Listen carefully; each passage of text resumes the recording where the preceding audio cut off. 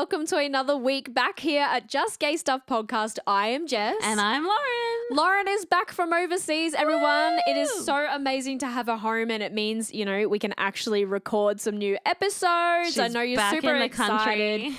Did you have the best time? I did. I had a wonderful time, but my feet were hella sore and I didn't realize how tired I would be when I came home. I came home and I didn't see you for 2 days because I was asleep. Lauren slept. Also, though, I got invited for coffee the day after Lauren got home, and I knocked back the invite because I said, Lauren's coming home, so I'll probably spend the day with Lauren. And then Lauren told me, I have a hair appointment. You should go to coffee. I was like, oh, wow. So you're home for a day and you don't want to spend any time with me. That's not what happened. But if you are just joining us, such a liar. just to tell you all where Lauren has been, she did go to Japan with my best friend. And I went to China with me moms, and it was a good time. It was. We both had a great time without each other on our perspective holidays. Yeah, that sounds so bad, but it's true. It was, yeah. It's good. Yeah, it was good. And before I went away, we had your soccer presentation and all the girls were like, don't you guys ever go on holidays together? Yeah, it's true. We don't. I mean, we've been once, but we'll make it happen. We'll make it happen. Also, soccer presentations were a vibe. Everyone should have been there. It was hilarious.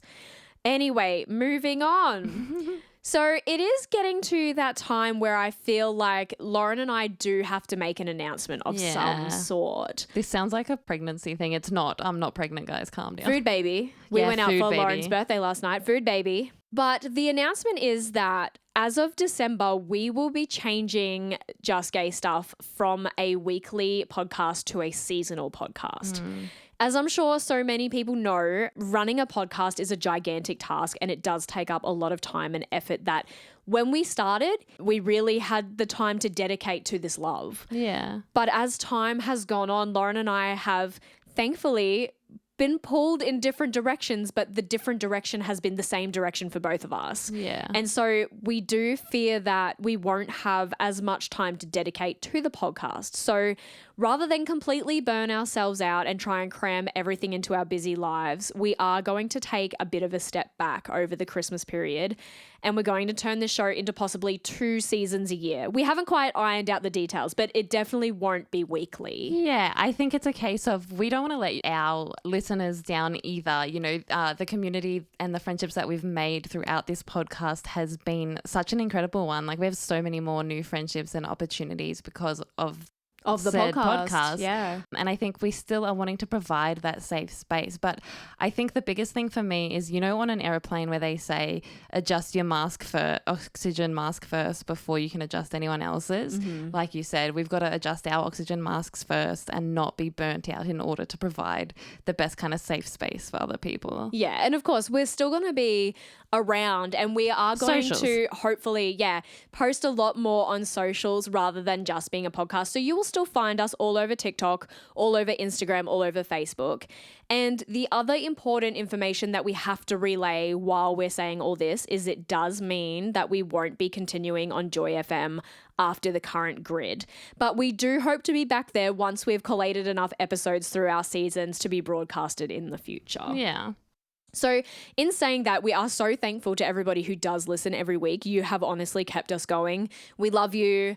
Thank you so much for supporting us when we had this tiny little idea that we thought no one would listen to, or only our mums would listen to. And we're grateful for them anyway, but still, thank you to everybody who has made Just Gay Stuff what it is, and we will have to continue the podcast in our own way from this time forward. Exactly.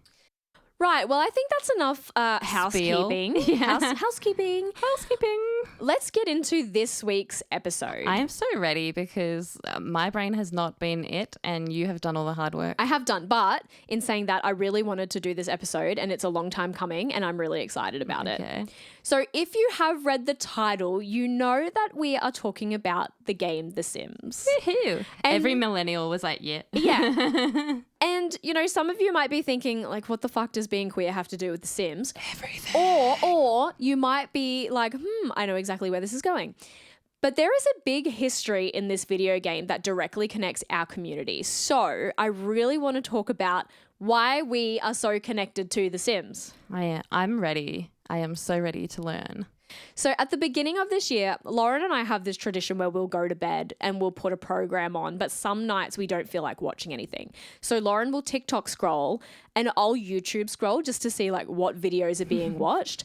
And this one night I came across this little YouTube documentary, and I'll post the link in the show notes so everyone can watch it, because I've kind of briefly put this information together, but there's a lot more to know. Yeah. But essentially, the YouTube documentary was saying how, it's a little snippet, but there's a part in the documentary that says how our amazing queer community was a driving force that helped The Sims become the success story that it is today. Yeah, that's cool. So as I said, this episode's been a long time coming. I've been wanting to tell everyone about this for a while, because learning about where The Sims started and how it came to be, I honestly found it fascinating. And as a gamer, I think it is so fascinating to see behind the curtain of how things are developed. Yeah, it's really interesting. And I think we spoke about it when we did the video games queer representation one. So it's been, like you said, it's been coming for a long time. We glazed over the fact that The Sims has a big part to do with it. Anyway, so I want to go back to the very start of The Sims, because part of this episode is really learning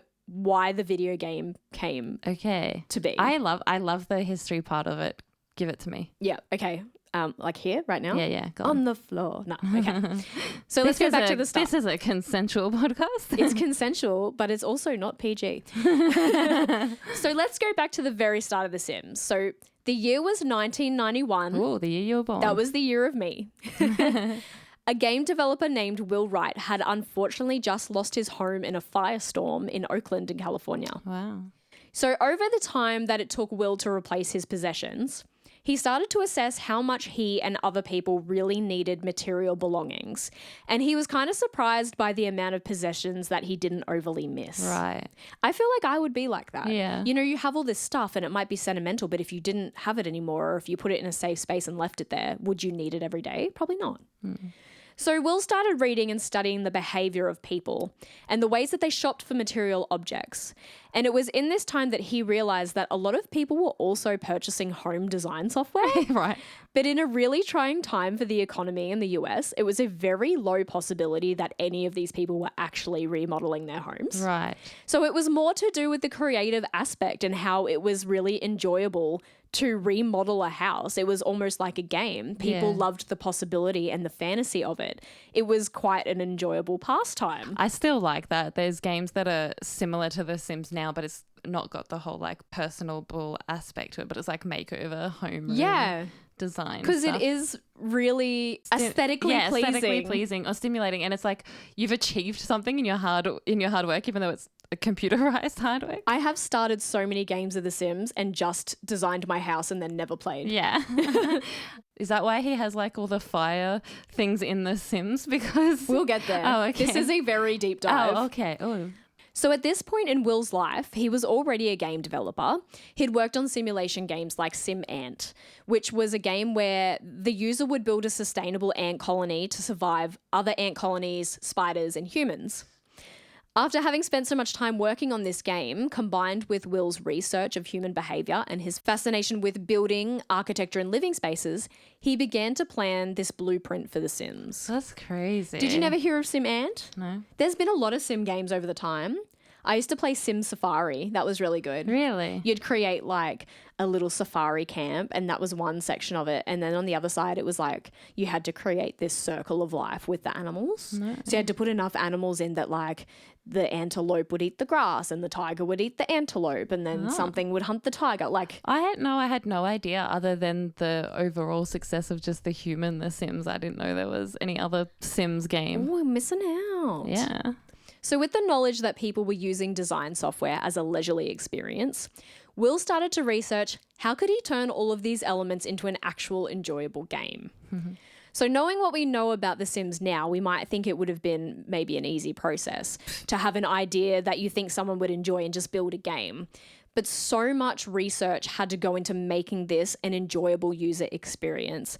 And also, it's hard to get others to believe in your vision. That's true. And being such a new and such a random thing, and especially if people being like, oh, we've already got this, why do we want a human version of that? And I think that was the thing as well. You know, Will had worked on all these simulation games that they were pumping out one after another. And I get to that.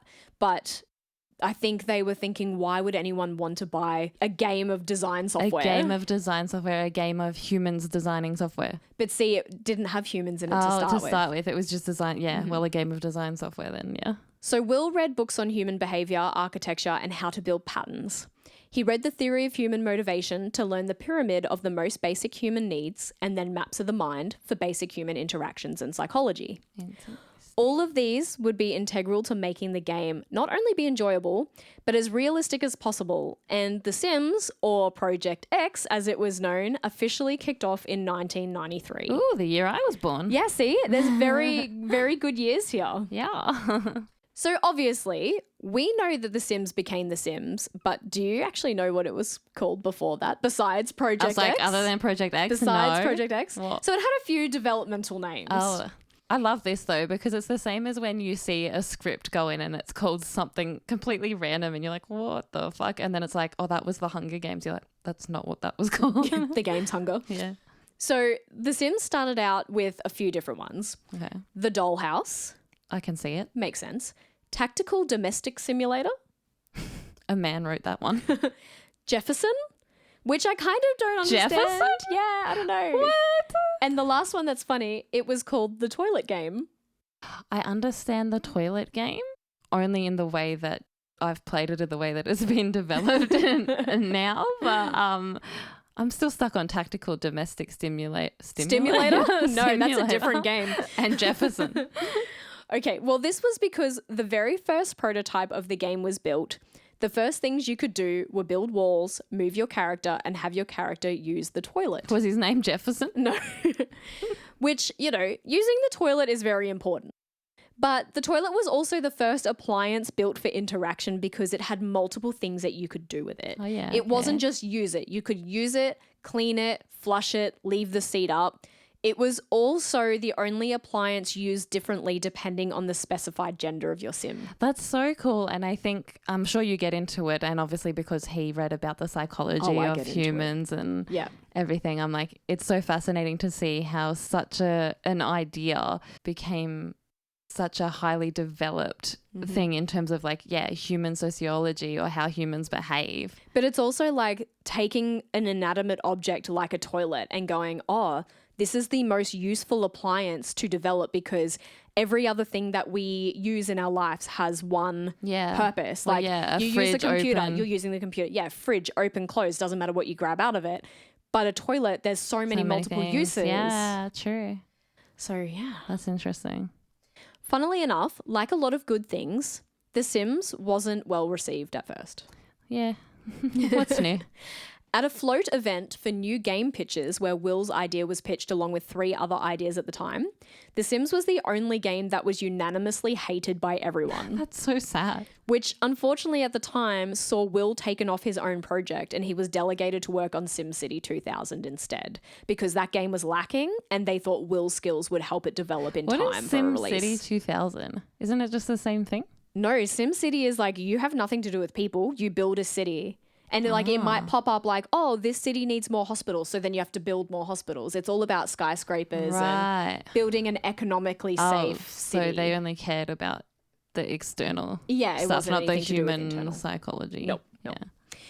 So Will would never give up on his idea for The Sims though. Mm-hmm.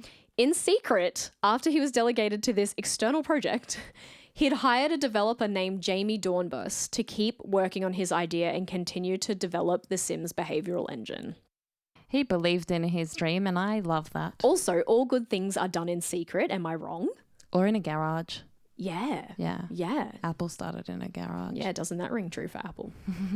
So throughout the 90s, Maxis, who was the company that Will worked for, had churned out so many simulation games, like I said before. I had no clue about any of these. Sim Ant, Sim Earth, Sim Life, Sim Farm. I don't even know if they did Sim Safari. I love that game. You're going to have to... I can see the cover was like a giraffe. Show me afterwards because I'm like, what are these games? So Maxis were continuing to develop all of these games, but they weren't seeing a lot of return for the investment. Meanwhile, Will had secured a small team of people that weren't being utilized to continue developing more of the building aspects of his vision for The Sims. Yeah, to the misfits. Yeah. And this was in hopes that, if they did most of the work, then the pitch would be accepted. Yeah. So, you know how I just said that they weren't seeing a lot of return for investment for all these other simulators that they were like pumping out? Yeah. The loss of finances hit Maxis pretty hard. I can imagine. Will and his co-founder of Maxis, Jeff, had to look for potential buyers for the company in order to keep it afloat. Jeez. Now, if you're not a gamer, these names probably mean zero to nothing. But if you are a gamer, you've probably heard of these and they're kind of a big deal. I never knew that's what that actually stood for. Oh, really? So Will and Jeff met with leaders from Activision, Infogrames, and Electronic Arts, with Electronic Arts being the most sensible to work with because, as we know, EA, It's in a game. yep, is the owner of The Sims currently. So when EA came on board, a new manager saw Will's vision for The Sims and they were excited about potentially developing it further. And in June of 1997, Maxis officially became a part of the Electronic Arts for $125 million. And the idea for The Sims was saved. Holy moly. $125 million in 1997. That's a lot of money. Quickly ask Google how much that would be now. Okay, so Oh, hot damn. it's essentially, well, I don't even know how many zeros that is. A lot. 3. That would be 100,000. Yeah, $252,318,000 today. That's a lot of money. Woo-hoo-hoo. So in the initial takeover of the company, obviously when you change companies, you change people. Mm-hmm. A lot of changes saw unrest with the Maxis family. Oh, I can imagine. And especially this one guy who had this idea that they were like, meh, Yeah. coming up to The save Sims the was show. a meh idea. But when you need money, new people come on board and this unrest is bound to happen. Mm-hmm. But eventually they found a team that gelled together and development on The Sims was made a priority. Because they believed. They believed. Now, because of Will's research into material objects, his main focus of the game was to do with the build and design aspects, which was conclusively made when he first found that people enjoyed the remodeling software. Yeah. But when two women came on board, Claire Curtin and Roxy Wolasenko, when they joined the project, they wanted to change the game focus to be on people as opposed to just the building Why factor. do I know that name, Roxy Wolasenko, other don't than know. why you just told me? Maybe you knew her in a previous life. Maybe. Sometimes that happens. Yeah. So changing the focus began a whole new line of thinking for this game. Suddenly, the possibilities of what you could do in the game became endless. Making the people the focus of the game meant giving them interactions with each other and not just objects. So it started out simple. It was talking, laughing, joking. But then it started to become clear that they could go much further. Yeah, we've all seen the woohoo in The Sims, don't worry. Absolutely. Will and his team realized that for the game to take any shape, Sims themselves would have to be intelligent enough to a degree to be able to interact with other Sims and their environment without user control to an extent. So like an NPC, you know, when you're like not actually controlling your Sim, but your Sim is still doing It's still there. what they need to do. Yeah. So to achieve this, there was a sort of AI intelligence to the game, as well as coding that essentially drew the Sims to respective objects and fulfill needs. And this was really cool. The way they showed it on like a computer map Yeah. was like a flat surface, but where the Sims needed to go was pointed. Oh, okay. Like the gradient was reached. Right. And so what they did was make those areas of interest give like this electronic pheromone to your character. Okay, so they would gravitate towards Yeah. Yeah, okay, cool. And then because of Will's research and the pyramid of needs, your Sim had like the intelligence on its own to know what need it needed before the other. Yeah. And then as they interacted with whatever they needed to, that gradient would go flat. Oh. So then they no longer needed to go there. So that's why they have the whole like health and yeah, blah, yeah. blah, blah, And so essentially. because of that, they can decide on their own without your help as a user Yeah. to know where to go and to know what they need. That's really cool. Yeah. I find that really fascinating, especially now thinking of like AI and how far AI has come now. And I didn't even think about AI being an aspect in The Sims. But we don't think about AI being around in the 90s. No, exactly. Even though it's obviously been around forever. Yeah, crazy. So the way that they made the Sims drawn to objects was, it was kind of like they gave the object a reason to exist. So, for example, a fridge advertised hunger, Right. and a TV advertised fun. So these were the kind of things that drew the Sim in intelligently to not need the user to use these objects for them. And it was based on like what they felt they needed at the time, or what was being diminished in their needs as to what they were drawn to. Yeah. And I think that's really clever to kind of teach a computer what they need without you as a human. Yeah, smart. That's like when I need my tax done, if my computer could do it for me, that would be great. Like if they You just do. knew. You have a tax man. Yeah, but I still have Through to, the computer. I still have to give everything to him. So this was where Will's research of human needs came into play. Everything was so meticulously thought out in this way. You can see it, and it makes sense to me when you said he studied psychology and human behavior. And The thing is, like, even as a gamer, I would never think that this level of meticulousness would go into a game. really? Yeah. Oh. Like, I understand the design factors of, there's all these different layouts and gradients and AI to an extent. But to think about, especially in a simulation game, to make it as realistic as possible, to really like, Yeah. you know what I mean? Like nitty gritty things I wouldn't think Yeah. about. And that's why I found this so fascinating. It is fascinating, yeah. So, speaking of interactions, let's talk about Simlish. Very good. Thank you. So the language that the Sims use to communicate is Simlish.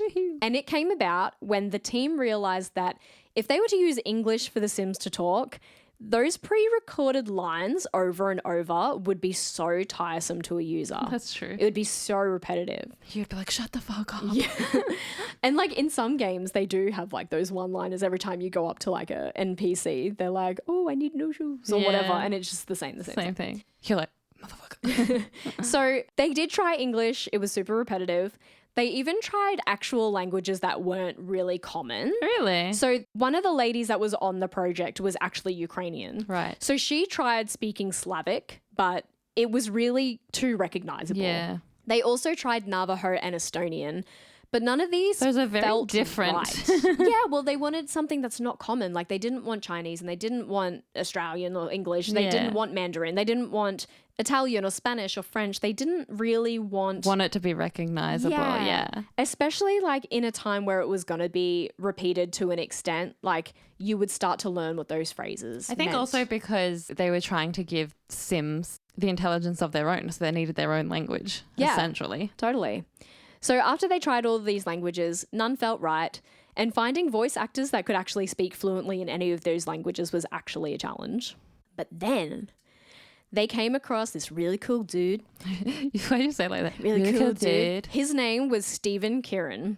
And he was a voice actor that remembered this old improv game called Foreign Poet. Did you ever play this? Because you're a theatre kid. No. Apparently it's still pretty common. Is that? Yeah. So I don't play video games. No, this is a game he played as a theatre kid. Oh, no, we never played that. Okay. Well, Foreign Poet was a common game where people would speak something in complete gibberish and then someone else would have to come up and completely improvise exactly what they just said. Right. So it was a complete improvising game.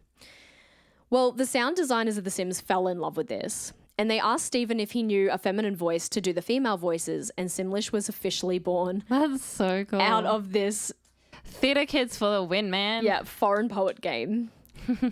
So it took a whole year for them to insert this language into the game. Wow. See, that's what I mean. I would never whole think year. it Holy would take shit. that long. And while most of the language is gibberish, they did cut a handful of words that do actually mean certain things. And Dire Sims fans can actually speak some Simlish. That's like Katy Perry, the Simlish song. I can't do it, but. You know, the first time I ever heard Paramore was on The Sims. Really? That's where I became a Paramore fan. Yep. And it was Pressure, the song Pressure. Go on. Can you do it? I don't know. So using a made-up language was also super helpful because eventually marketing the game to a worldwide audience means they didn't need to cut a different version for every different language. That makes sense. Yeah. And smart. Smart. Yeah. SMORT. Oh, and also just to put in, some of the words that they kept like cut and dry was like susu, like hello. Oh, yeah. And something else was baby and something else was goodbye. And I think there's like, if they need help, there's like another phrase. Right, okay. So instead of keeping this language something that everybody knew or something that you could actually decipher, the good way to tell what a sim was talking about was the fact that they added these speech bubbles and animations to help the user know if your sim was getting along with other sims. I think that's probably my favorite part. And especially when you see them and they just get so angry that... So they use that to know that the sim was getting along with other sims and context of the conversation. Yeah. So you knew what they were talking about, but purely from pictures. Okay, here is the main part. I was like, we haven't even got to the queer part yet. Here is the main part that I want to really put forward for this episode. Right. Lay it on me. So one thing that really set The Sims apart at the time was the inclusion of same-sex couples. Fuck yeah. One thing the developers knew that users were going to immediately try with the game was to model their characters around their real life and their real life families. Yeah. So the developers had to make sure that they created a very open-ended way for the user to create whatever family they desired. Mm-hmm. No other game at this time had facilitated same-sex relationships to this extent before. And as Lauren said, we did cover queer gaming in an episode, but even in it didn't really showcase the realistic side. Well, it's also like even in that episode, there were queer characters, but they were just mentioned or teased, or maybe it was just spoken about that they had a girlfriend or a boyfriend, or, you know, we talked about in Mario. Yeah. Birdo was a trans character. It's all very kind of, what do you call it? Is it canon or is it not canon? You know, it's very speculated. Yeah. This was blatant. Yeah. This was like, sup. Yeah. The Sims allowed users to build a family where same-sex characters could live together, sleep together, flirt, kiss, and... Woohoo! Exactly. I even did it in the right voice then. You did. It was good. So obviously there were a bunch of concerns that this wouldn't be well received for the time. It was the 90s. We've talked about so much history to do with how open it was for queer people in the 90s. Still was pretty not open. Not open. So they initially made the decision to leave same-sex relationships out of the game. Really? Which would have been a very harrowing thing looking back now and what we know now. Yeah. However, Patrick J. Barrett III joined the project. Ooh, what a name. And he was unaware of the decision that they had unanimously made to take same-sex relationships out. Right. But he was tasked with programming how each romantic interaction would work in the game. Right. And it was realized that the game had then allowed every kind of romantic relationship to exist. Barrett had written a code to include same-sex relationships. Good on you, Barrett. Yeah, good for you, Barrett. Whether he did that purposefully or not, maybe he didn't think about it, but the game kept developing and no one questioned Barrett's work. They simply all just accepted that the game was going to be coded this way. And at the E3 conference in 1999, The Sims kicked into action. Wow, that's crazy. This is the part where us queers really got this game off the ground. Yeah. I'm not saying Barrett was queer. I'm just saying that, like, Well, it's you coming. don't know. Well, yeah, exactly. We don't know. Maybe that was why he kept it in there. At the E3, which is a giant gaming convention for anyone who's not fluent in gaming. Nerds. Every year, people come together for E3 and places like pitch the new games they're going to have for the next year, and they kind of see what's going to gain traction and what's going to not, and what needs further development and what is ready to release. So at this year, 1999 E3 convention, EA, Electronic Arts, who bought Maxis, who own The Sims, had a very humble little stall away from the main stage, and they had a TV screen that was advertising their latest venture, which was The Sims. Now, the team knew that if the game didn't gain traction at E3, it was most likely going to flop. But within hours, The Sims was on everyone's lips. Wow. Because, you see, the month before E3, Barrett was tasked to put a show reel together that was going to showcase the best parts of playing The Sims. Right. And it would be shown at E3 on the TV, just, you know, advertising the game for people walking past, other people, you know. One of the scenes that Barrett included that played out was a wedding. And in this wedding, there was a large of Sims in attendance. And because there were so many, not all of them could be user controlled. Right. So along with the game's writers, developers, and everyone else in attendance, they watched in disbelief as two female Sims attending the wedding leaned in and began to passionately kiss. It had turned out that due to the coding, during this live simulation of the game, these two Sims had interacted enough that had caused them to fall in love. That's so cool.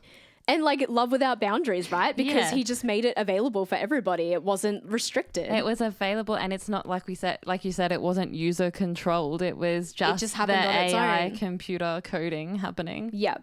So this simple... Love's not a choice even in the computer world. Literally. So this literally sealed The Sims as an overnight success. It caught the attention of nearly everybody at the E3 conference. But it did pose a small problem. Oh. Now, no user was playing out this particular scenario, which meant that the code that had been written out was allowing relationships to be formed without a user. And the problem was with Barrett's code was that any Sim was able to create these kind of romantic relationships with another, Right. including children in the game. Yeah, I can see the red flag problem there. So obviously this is a giant problem and a giant red flag. You took the words right out of my mouth. So Barrett's idea in this case was to rewrite the code so that only Sims who flirted together could be involved romantically, and flirting wasn't part of the pre-programmed interaction. That's so cool to know. So making romantic involvement was purely user-generated. It also meant that anyone who bought the game after and complained that there was homosexual aspects to their game, they were the ones who created it. That makes me so happy and laugh so much, because how many times have we seen people comment on our TikTok or our Instagram and go, blah, blah, blah. I don't want to see this shit on my page. Shit. Fuck, you looking it up, bro. Yeah, what that's you the looking reason you're up? seeing it. Dumbass. So obviously children then went on to be coded differently, with all romantic connections being taken out until adulthood. Yeah, of course. But adulthood for children was also a different part of the game. It didn't come until later. Right. So when I first heard this, I was like, of course, some sicko would be fucking out there playing some sick fantasy. But things like that didn't even cross my mind when I think of The Sims. Like all these things that they had to band-aid over and make sure that no cracks I appeared. didn't think about it either. Like, I didn't even think about the queer aspect. I mean, I did, because obviously I grew up making queer relationships because gay. But yeah, no, I wouldn't have thought about those things either. Not only was the queer aspect revolutionary, but The Sims also offered other things like gender equality. That's cool. Sims, no matter the gender, could apply for the same jobs and receive the same pay. Initially, this was unintentional rather than being a political statement, but it did make the Sims conventionally gender neutral, and it gave the user less limitations. So your Sim could be anything that you wanted them to be. Yeah, whether that was also queer. So while these were all steps in the right direction, the developers also had to tread carefully around other aspects of life and including them into the game. Like, they wanted the game to be as realistic as possible, but obviously some of the more harrowing things that we experience in life couldn't be a possibility. Yeah, of course not. And just to mention some, these were things like actions of domestic violence, child abuse, and murder. Well, yeah. They did start out in the initial game that you could slap each other in The Sims. Yeah, and that was fine when it was like two women or two men, but some users became disturbed by the fact that like a male Sim could slap a woman. Yeah. Yet they just let you Sim drown in a pool or be caught on fire. Yeah, but see, that's all user generated. So disagreements were purposely made cartoonish with like Looney Tunes clouds surrounding the disagreement, so there was never any visible abuse. Yeah. Children were almost completely cut from the game, What? but people argued that it simply wouldn't be realistic if you omitted them. Yeah, fair. And murder, well, while Sims could be killed from fire or drowning, and eventually in later editions, old age, it could never be at the hands of another Sim. It was always at the hands of the user. In saying that, That's still a bit questionable in the hands of a user. well, yeah, in saying that, if your Sim was a pretty shit cook, I mean, it wasn't the user that lit the kitchen on fire, so... It's just the Sim had issues. So even after the reception of the game had from queer gamers and gamers alike, management was still trying to push back on the game. Why? They weren't understanding why people would be so interested in a game that simply was an electronic dollhouse. Developers wanted the game to be more objective or more character focused or more like a sitcom, more this, more that. And you can kind of understand because other games that were story-based had objectives and they had storylines, whereas The Sim, everything was up to you. It was just you, Yeah. But ultimately, because of the initial reception, The Sims was a success. Yeah. Finally, after 7 long years, blood, sweat, and tears, It finally launched in February of 2000, selling 3.5 million units in its first year on the market, and after 2 years had sold over 6.3 million, making it the best-selling PC game of all time. That's insane.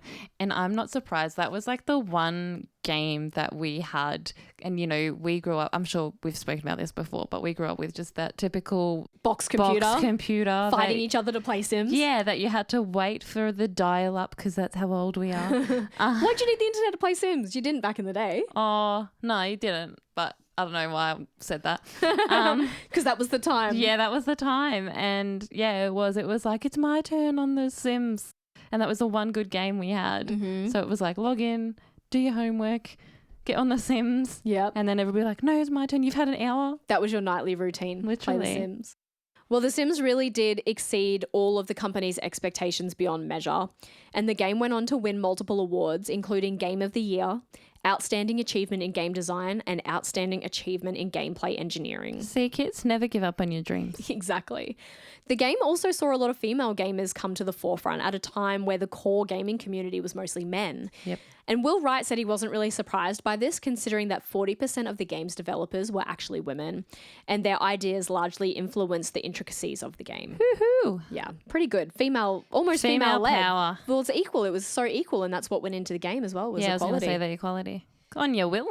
So The Sims' main success is also that in a time where game genres were mainly fantasy, military, and sports, The Sims did offer such a unique experience for every user, and most importantly, gave representation to those who needed it at the time and allowed them to create a world where they could exist at their own leisure, without boundaries and without judgment. That's the biggest one right there. Exactly. And without the boldness of writing a code to allow Sims to express themselves uniquely and putting together that extravagant showreel at the E3 in 1999, the queers would not have known to back a game that allowed them to be themselves while in real life still having to live in secret. And that's how the queers made The Sims so successful. Hell yeah, the queers. I also want to point out, I think that first 3 million people that bought The Sims were clearly fluid as, because I had a really complicated relationship with The Sims when I grew up. Did ya? Because I feel like our home computer was just a bit behind than everyone else's. So all my friends were playing The Sims, and the only time I could play it is if I went to their house. And I bought all of them, all the expansion packs, everything, and they would never work on my computer. Until we eventually had enough money one day to upgrade, and then I could put it all on there. And because I was console, and Sims wasn't on console until PlayStation 2.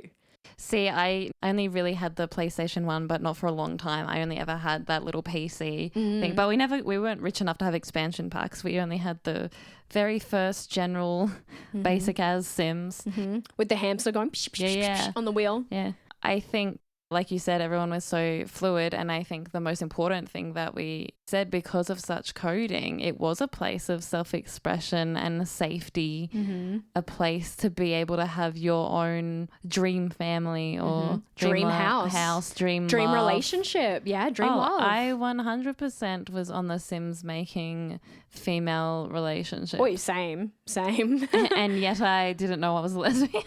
I mean, me either. I pushed back against it for so many years, though, like we all do, because we know, it wasn't so socially accepted. But I feel like it was more socially accepted on The Sims, because even when you're playing with friends, but nobody judged you. Exactly, there was because no judgment. It was fun, and it was just a computer. It was just a game. Yeah, and you could be yourself, but no one had to know that's how you truly felt. And no one had to know that was you or what. You could style however way you wanted. You could be whatever way you wanted. I bet my bottom dollar, no matter who you are or how straight you are, if you had a version of The Sims, you made someone gay. Amen. And I just want to mention as well, The Sims has continued to be very revolutionary. The later games that have been released in the last few years and the expansion packs, you can have... so much. Yeah, you can have gender neutral Sims. So you can have non-binary Sims. You can have relationships with vampires. Yeah, you can have relationships with the Grim Reaper. I'm on a Sims forum, actually. Are you? Yeah, well, it's on Facebook. It's a group, but people put up these really strange out-of-the-box Sim scenarios, and one girl had a baby with the Grim Reaper, and her baby was in the black, with a sickle. I just think that's MASH. It's really fun to see how something as small as a video game can really make a difference. someone to be who they want to be. Yeah, give them that safe space. And as we've spoken to many guests on here, like Shannon, who wrote 14, you know, a lot of the online gaming or IMing online communities they were the safe escape. places. Yeah. And also I want to mention, because last week's episode was a rewind episode back to Beck and her coming out story, there was a fun little story of hers where she talks about making a Sims family, and you know, they could just be full of fun and creativity. And I think at the end of the day, it was a revolutionary game. It deserves all the awards that it got. It does, and that's what it is. And especially a lot of the late 80s to 90s kids, we all grew up with it. So it was a time where things are a bit different. Well, depends where you are. Things are a bit more acceptable now to come out, but especially for us, as we've said, in the 90s and growing up, it was a lot of umming and ahhing, and you weren't sure who you could trust or who you could be yourself around, and The Sims gave that safe space to you. Literally. Yeah. And the fact that the game keeps evolving as we can socially evolve, it continues to make people feel seen, heard, and like they can be whoever they want to be, whether it be in the game or it be in their own true lives. And kind of smart from a marketing perspective. Super when smart. No one else is doing that, and they're Super just smart. adapting to the times, and everybody's like, yo. Yeah. Anyway, I hope I did a good job. I hope you learned something about where The Sims came from. You did a really great job. I learned so much. I need to Google all those other Sims games, because I'm like, what? As I said, I will attach the video in the show notes because it is a brilliant watch, and the person who actually put the documentary together is really fabulous. And there is so much more to it, like the patterns of the game and how there was a user experience of loading in, like you could load in your own face to put on a sim, like in the really early days. So they go into all of that, and textures and textiles and all these things. That's cool. And even music, like how they came up with the music. It was all of these things that make up this one thing that has been so revolutionary. And it's like what you said, you don't think about all those little things that help to become such a successful game. It's kind of like what we said in the beginning, like we just run this little podcast, but so much goes into it, and like we aren't game developers, and this podcast isn't a game. So, you know, it's on an existential level. And yeah, I don't know. I think I'm just grateful because The Sims was definitely an outlet for me, like I know it was for so many of our listeners. So I hope you enjoyed this episode. And of course, until next week, I guess you better remember to stay gay, motherfuckers.